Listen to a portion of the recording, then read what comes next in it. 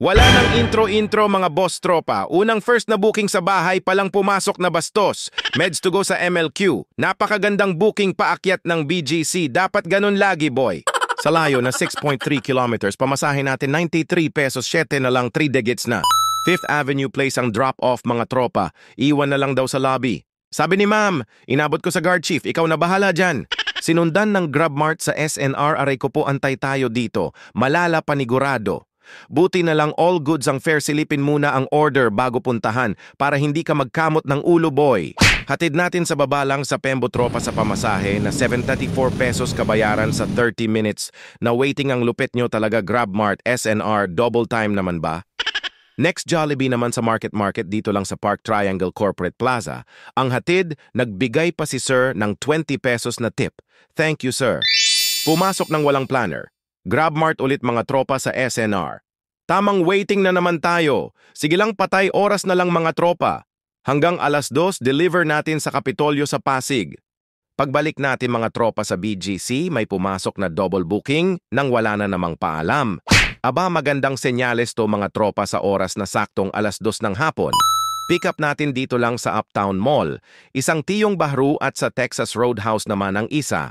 Deliver natin mga tropa dito lang sa BGC at isa naman sa Acacia Estates sa Rosewood sa fare na 133 pesos. WCT, building na walang parking. Waiting muna tayo dito. Magre-ready yan mamaya. Kasi mahirap na, baka matikitan tayo dun sa gilid.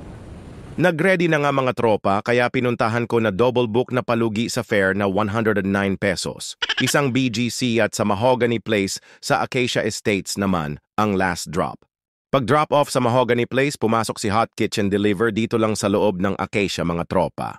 Sa fare na 53 pesos time check 5:20 PM, sabay baba na tayo sa Vista Mall. Pinasukan tayo dun mga tropa ng Wendy at Heaven's Barbecue, saktong paakyat ng BGC.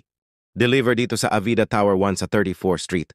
Time check 7:40 PM, pupoyas naman sa Market, deliver natin mga tropa sa Pateros. May tip pa tayo dyan mga tropa na 50 pesos ang bite-bite ko daw kasi naloko na parang hindi naman ako ganon. Dito na tayo mga tropa sa pang-finale na booking double book sa Burger King. Hatid parehas kalayaan sa fare na 91 pesos. Isang My Town sa Amsterdam, lupet amoy beer ng Heineken.